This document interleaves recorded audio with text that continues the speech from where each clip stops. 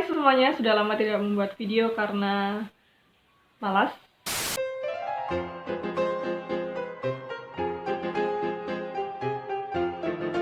Kalau beberapa waktu lalu aku bikin video di mana aku review pembalut mint. Nah, kali ini aku mau bikin video serupa, tapi yang aku review itu bukan pembalut. Masih sama-sama produk menstruasi ya. Nah, kali ini aku mau mereview tentang ini apa ini? So this is called menstrual cup. Kalau dalam bahasa Indonesia itu cawan menstruasi. Di video kali ini akan ada 4 bagian. Yang pertama adalah membahas tentang apa itu menstrual cup atau cawan menstruasi. Yang kedua itu cara masang dan nyopotnya. Yang ketiga adalah cara bersihin. Dan yang terakhir adalah reviewku sendiri tentang menstrual cup. So yes, there will be 4 sections in this video. Anyway, what a cute tortoise you have right there. Thank you, I have it on my other hand. Ini aku jual di Instagram. Bisa kalian cek sendiri di akun @la.gt.id. Sedangkan choker sama antingnya ini aku juga jual di Instagram juga, akunnya @krls.id. Go check them out, thank you so much. Beberapa waktu lalu aku juga sudah open for questions khusus membahas tentang menstrual cup ini di akun Instagramku @carolastyler. Yes, this is a shameless promotion, but hey, this is my YouTube channel, so what are you gonna do about it? Dan ya, aku akan jawab satu-satu pertanyaan yang sudah kalian kasih ke aku. Langsung aja ke bagian pertama. Apa itu menstrual cup atau cawan menstruasi? Seperti yang aku bilang tadi, ini adalah salah satu produk menstruasi. Ini tuh semacam penadah untuk darah menstruasi. Produk menstruasi itu kan ada beberapa macam. Yang paling gampang ditemui adalah pembalut sekali pakai. Itu kalian bisa temui di toko-toko atau di warung-warung gitu ya. Harganya pun juga murah ketika kalian sekali beli. Yang kedua ada pembalut kain. Bedanya dengan pembalut sekali pakai adalah pembalut kain ini bisa kalian pakai berulang kali. Yang perlu kalian lakukan adalah mencuci si pembalut kain ini sampai bersih, mengeringkannya sampai benar-benar kering, lalu baru kalian bisa pasang ulang. Karena ada proses pencucian dan pengeringan ini, kalian harus sedia lebih dari 1 or even if it's possible, lebih dari 2 atau 3 pembalut kain. Yang jelas kalian tidak akan membutuhkan sebanyak pembalut sekali pakai. Ada juga ini cawan menstruasi. Yang ini agak beda dengan pembalut sekali pakai dan pembalut kain. Karena kalau pembalut itu kan kalian masangnya di luar, sedangkan kalau ini tuh kalian masangnya di dalam. Maksudnya tuh gini, ketika kalian pakai pembalut kain dan pembalut sekali pakai, kalian itu kan masang pembalutnya di celana dalam kalian gitu ya. Sedangkan kalau ini, kalian cara masangnya adalah dengan memasukkan ini si cawan menstruasi ke dalam vagina. Terus nanti yang masih virgin gimana dong? I'm gonna talk about it. Ini sudah masuk bagian kedua dari video ini, yaitu cara masang dan nyopot si cawan menstruasi. Seperti yang aku bilang tadi, cawan menstruasi ini harus masuk ke dalam vagina, otherwise it won't be useful. Mungkin kalian bertanya-tanya, gimana caranya benda sebesar ini bisa masuk ke vagina? Lubang vagina sendiri itu kan kecil. No, first of all, you're wrong. Lubang vagina memang terlihat kecil tapi tidak kecil, karena lubang vagina sendiri itu sifatnya elastis. And imagine this, if a baby's head can come out from that hole, seharusnya benda yang seperti ini, yang lebih kecil dari kepala bayi, itu bisa masuk. Iya atau iya? Sebelum kalian masang cawan menstruasi, pastikan tangan kalian bersih.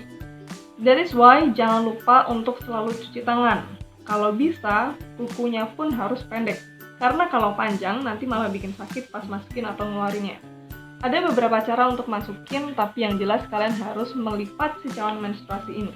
Karena gak mungkin kalian masukin gini aja. Ada beberapa cara melipat cawan menstruasi yang bisa kalian lakukan. Pertama adalah punch down. Yang kedua adalah C-fold. Terus ada juga 7-fold. Ini kayak nama band warnet. Pertama kali aku pakai teknik C-fold kayak gini, dan waktu itu susah banget untuk masukinnya. So I did not put this at all on my vagina. Terus setelah tanya-tanya, mereka menyarankan coba deh pakai teknik 7-fold yang kayak gini. And I tried this, dan ternyata ini juga lebih mudah di aku. Cara melipat yang paling nyaman untuk tiap individu itu juga beda-beda. Mungkin di aku Steve Fold nggak begitu bagus, it doesn't really work for me. And what works best for me is 7-fold, but maybe for others ada yang malah kayak 7-fold tuh nggak begitu bagus. Di aku malah lebih nyaman pakai 6-fold.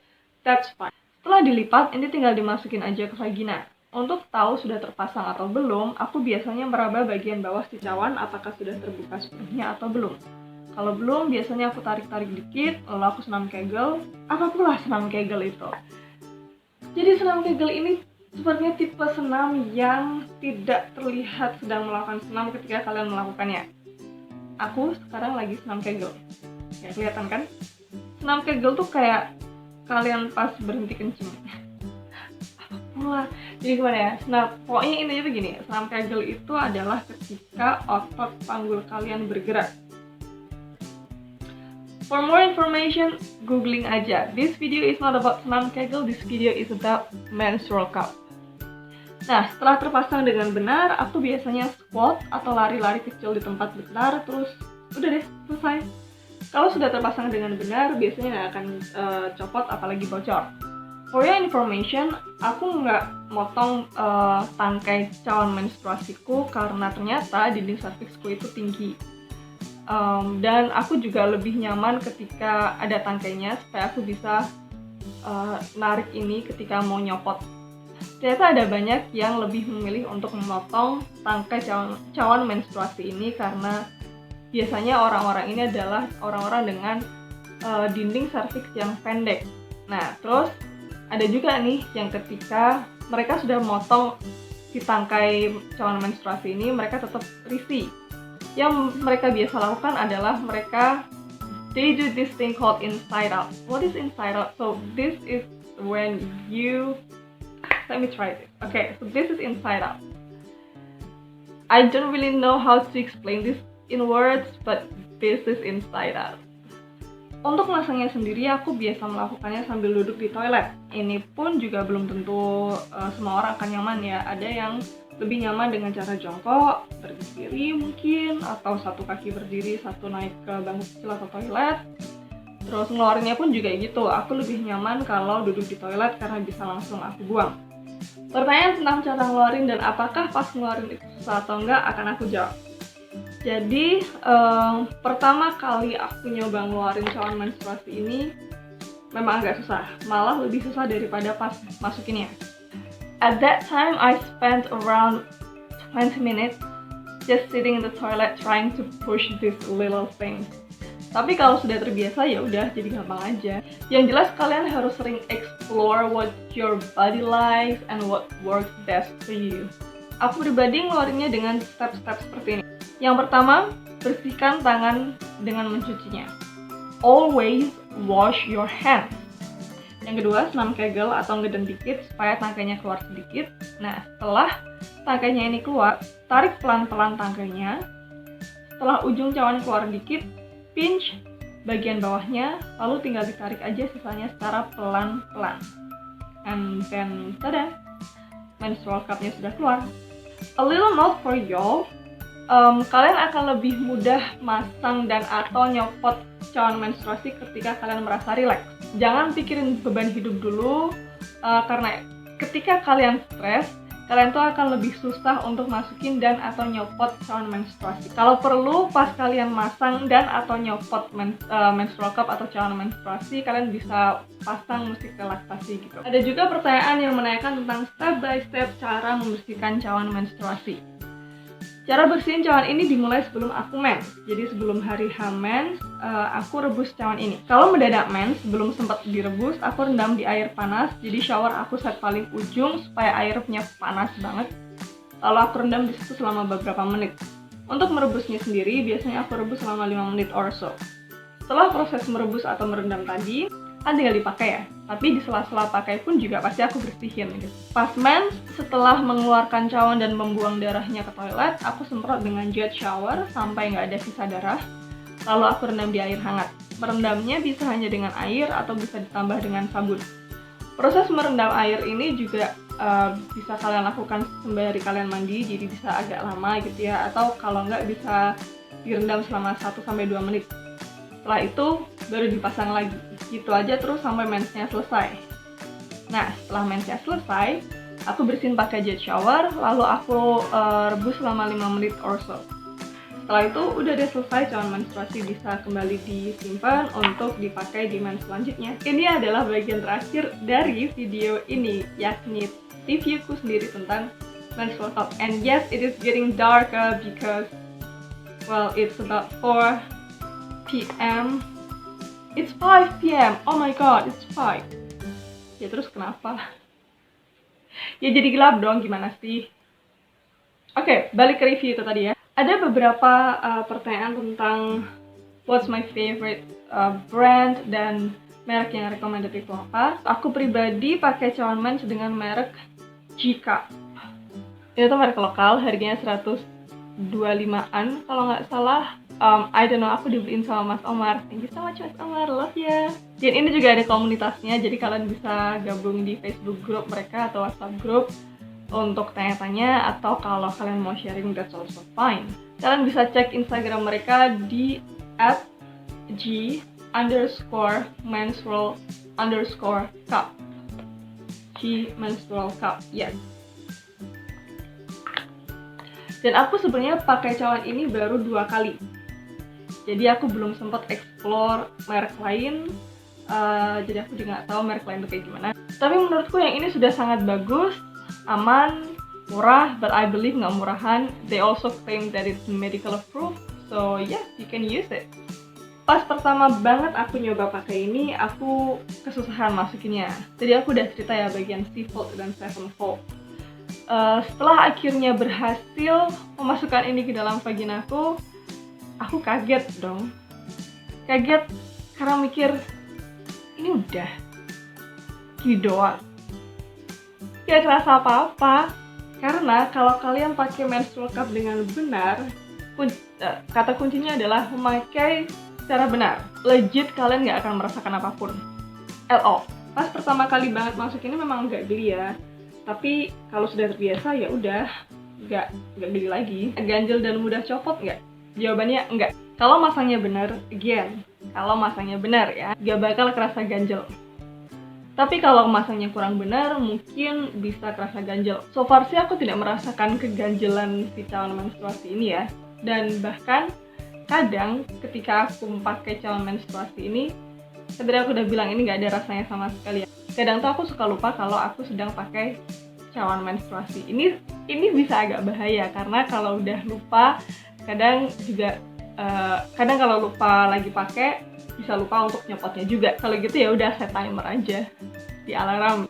Untuk masalah gampang copot atau enggaknya, I don't think so, karena vagina kita itu kan sifatnya kayak vakum gitu ya. Jadi ketika cawan menstruasi ini udah masuk ke dalam vagina, ya it's gonna stuck there, it's not gonna like fall out easily.